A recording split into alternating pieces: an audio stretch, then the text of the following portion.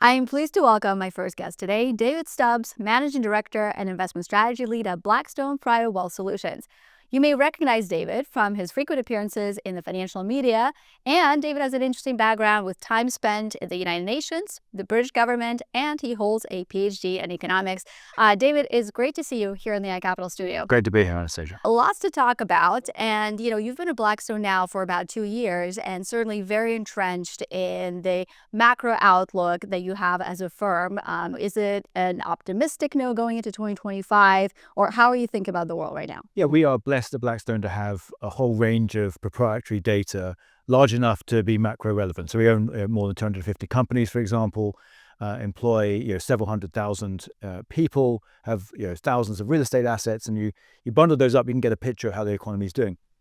And it is reasonably optimistic. We see solid earnings and revenue growth from our private equity businesses. We see hiring actually starting to pick up. We've seen this significant disinflation over the last couple of years along input costs, wage costs, etc. That's continuing at a slower pace, but it's still continuing.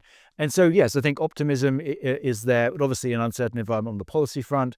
But overall, I think that we have great optimism about some of those key themes, some of our ability to place capital behind them, and the health of ultimately our assets right now. Is there anything that concerns you about this largely optimistic message? You have a very strong US dollar. You have no shortage of geopolitical concerns. But overall, we are absolutely focused, as we always are at Blackstone, long-term thematic investors, focused on things that are going to change in society, placing capital behind them. It's hard to see some of those trends weakening in the short term. So that's why we're quite optimistic. Alongside that cyclical growth, there's also a lot of sort of underlying thematics that you focus on as well, or megatrends as you call them. So what are some of those and that you're investing alongside, and how can investors benefit? Yeah, so we have a collection of themes. Some of them come under this moniker of infrastructure of the future, like data centers fueling the AI revolution, the broader digital technology transformation, the energy and power requirements behind all that. And then life sciences as well, a very exciting part of our platform. So if you look at those kind of four themes together, this is really kind of the building blocks of the future of society, right? How we're going to live, how we're going to work, how we're going to power ourselves. And these are really capital intensive transformations that society is undergoing. We're able to supply client capital to them. Around that, I think some other really exciting themes around, say, the strength of the high-end consumer, the experiences they desire. And also we've been focusing on the kind of type of business. For example, we've done some landmark transactions recently where we've taken over a franchise. So we're going to be a franchisor. And that's a great capital-light way, I think, to grow very rapidly in certain segments. All right, so let's talk a little bit about each sub-asset class that you focus on within Blackstone. Well, let's start with the big one, the private equity. The thing that strikes me is that everyone seems to be fairly optimistic on private equity for 2025, and especially the exit environment. And we've seen that uptick a little bit towards the end of last year. We saw more M&A and IPOs happening. So what's the outlook for you for private equity exits this year? Do you think we'll deliver against those high expectations? I think it's important to emphasize that private equity has already come a long way in the last couple of years. If you look at our deployment last year, for example, it was up 70%. Right, so we really wanted to lean into areas of dislocation. We wanted to back those key themes. Fundraising has also been very strong as well. And if you look at our platform, its ability now to provide investors with lots of different styles within one investment. If you look at where the public markets are, valuation is quite elevated at the moment. So we think that investors are going to embrace private equity as a core holding, a complement to that public equity exposure. And we've got a great platform to provide that for investors. Right. So you mentioned public market valuations, but what do you say about private equity valuations? Are they not elevated relative to the last few years? It's tough to get direct comps on this, but for example, if you do look at some publicly available sources, you would say that they're not as stretched. I think that's the clearest thing you could say. Ultimately, especially in private markets, the type of private equity we offer really is very different to what would be captured in any type of index, right?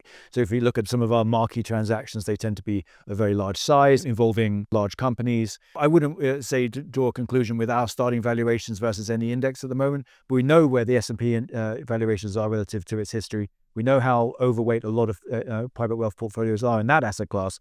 I think that's going to be the trigger for people are looking for another way to get exposure to equity. Yeah, well, I think it's a really good point that you can't just look at the index, because you certainly at Blackstone don't just invest in the index, you invest in those individual transactions.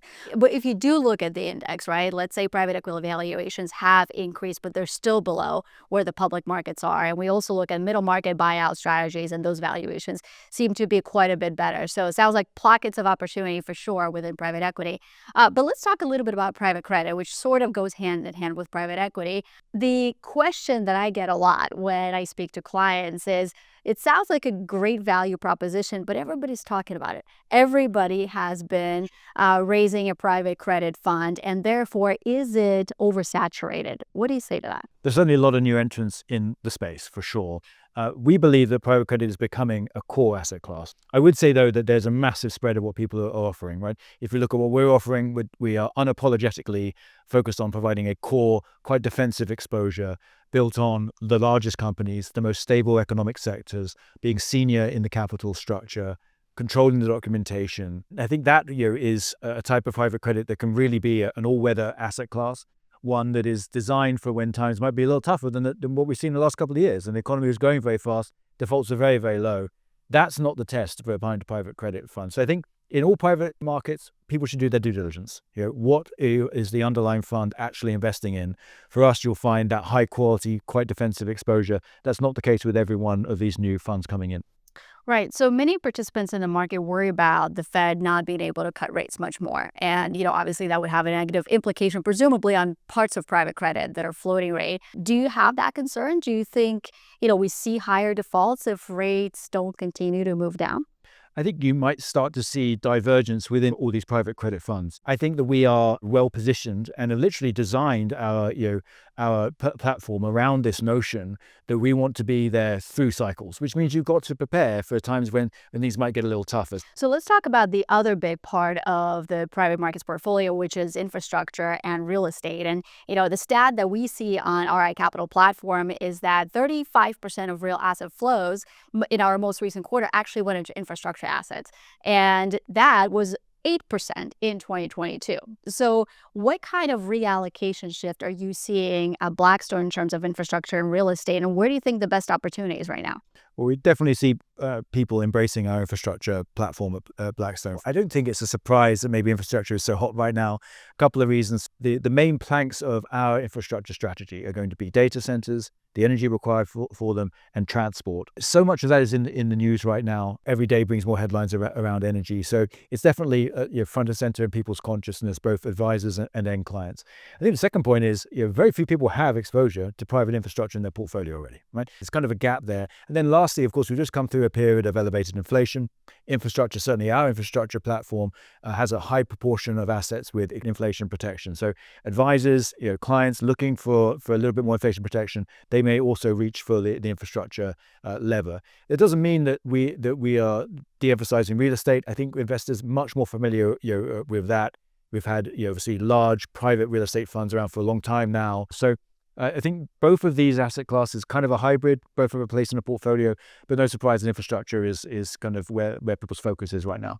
All right, David, that was a great kind of roundup of all the different sub-asset classes, but help us put all of that together. If I'm a private wealth client, how do I think about putting all of that into my portfolio? Well, we're sitting on a show called Beyond the 60/40, Anastasia, so I guess we should use that as a frame. The obvious thing to add private equity into the 60, I think, is a no-brainer. We know where the valuation of public markets are.